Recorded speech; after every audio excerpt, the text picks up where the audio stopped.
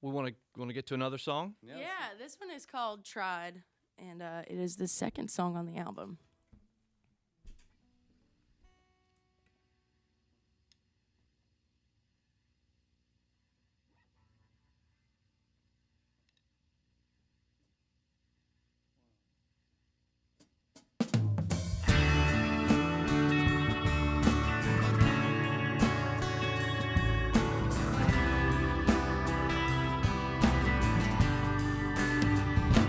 Found you on my doorstep, said stay for a while. Open your suitcase, a bottle of wine. You did all the taking, I did all the giving. There was fine for a while, except you never asked me twice.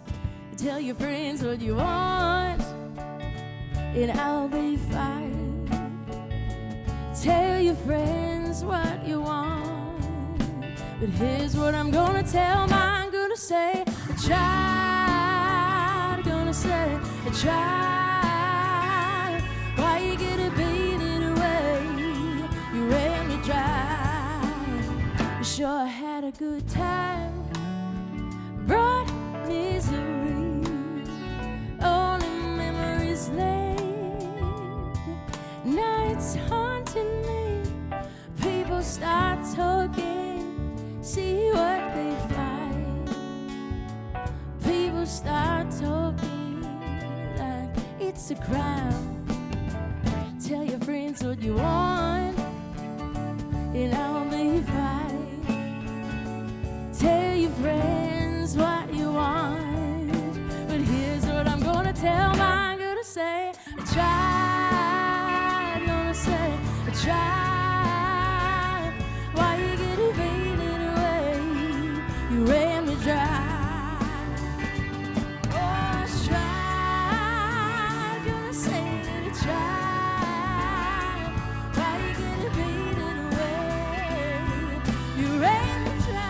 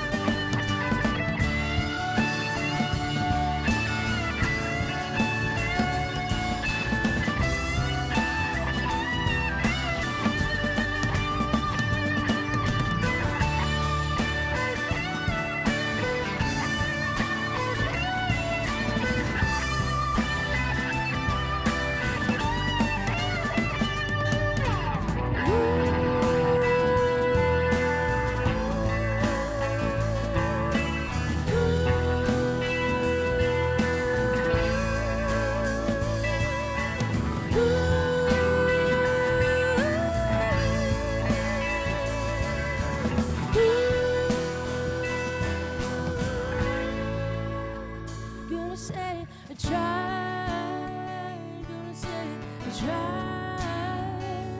Why you gonna beat it away? You ran me dry. Oh, I tried, gonna say I tried. Why you gonna beat it away? You ran me dry. Oh, I tried, gonna say I tried. Why you gonna beat it away? You ran me dry. Oh, I tried, gonna say tried, gonna say tried, gonna say tried. Oh, tried, why you gonna beat it away? Oh Lord, I tried. Oh Lord, I tried. Why you gonna beat it away?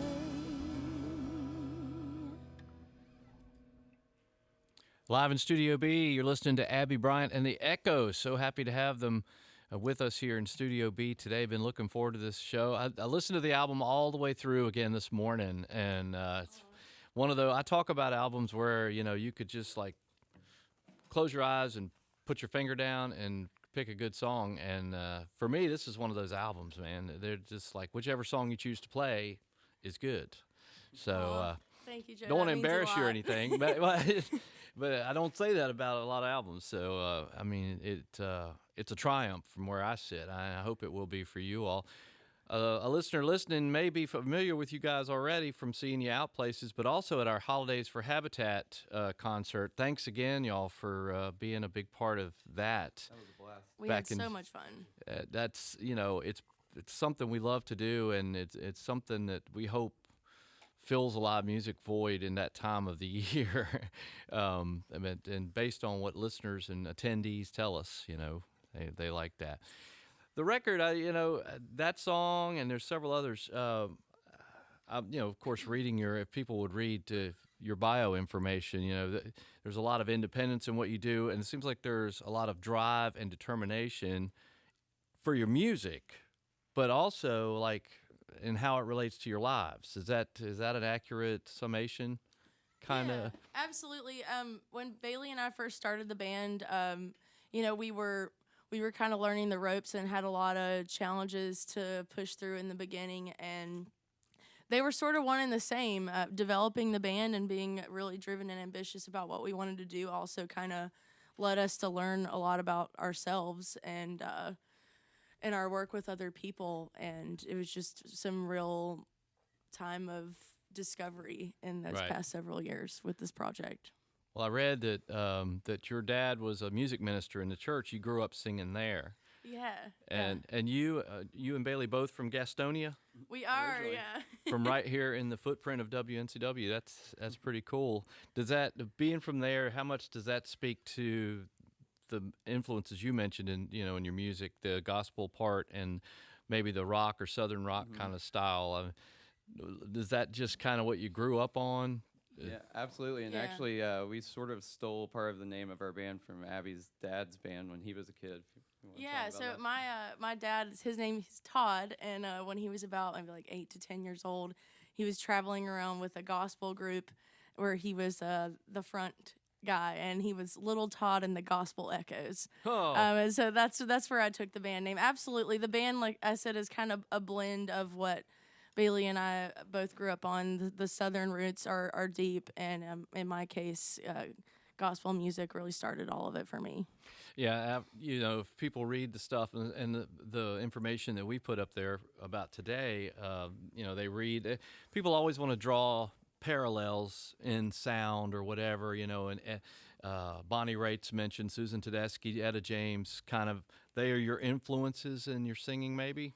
Absolutely. I mean, those are some ones that I love. I started listening to Norah Jones when I was really young, and I've always loved Aretha, and just some beautiful female voices. Yeah. Just kind of just lit that fire in me from an early age. Well, I can understand where somebody might, you might remind them of one of those ladies' styles, but for me, you got a style and sound all your own, and that's what you go for, right? I mean, that's what you ultimately would like to have. I appreciate that, Joe. I have, maybe over the years, my voice has changed a lot and become a blend of all those things that I love, that rich history, that I've kind of pulled little bits and pieces from here and there. I hear a little bit of that in some of the songs, and in some of the arrangement of the songs, I hear stuff that I listened to growing up, some of the R&B and some of like the southern rock, like Atlanta Rhythm Section and stuff like that. I hear some of that groove going in some of the, and on your album, you all had a few more instruments on there, some other folks who contributed to the record. Is any of that going to be part of your live shows, like the horns and things? The horns are intermittently a part of the show whenever we can make that possible. Right. So, yeah, we will be having some guys come out from a band somewhere based in out of Virginia called the Chupacabras, and they'll be with us in Roanoke, a couple of those guys, and then in Charlotte we'll actually have a friend on the sax. So whenever we can work that in as a part of the tour, we certainly do. Yeah, I was going to mention you guys had a show in Roanoke. I used to live there, so it's kind of close to my heart in a way.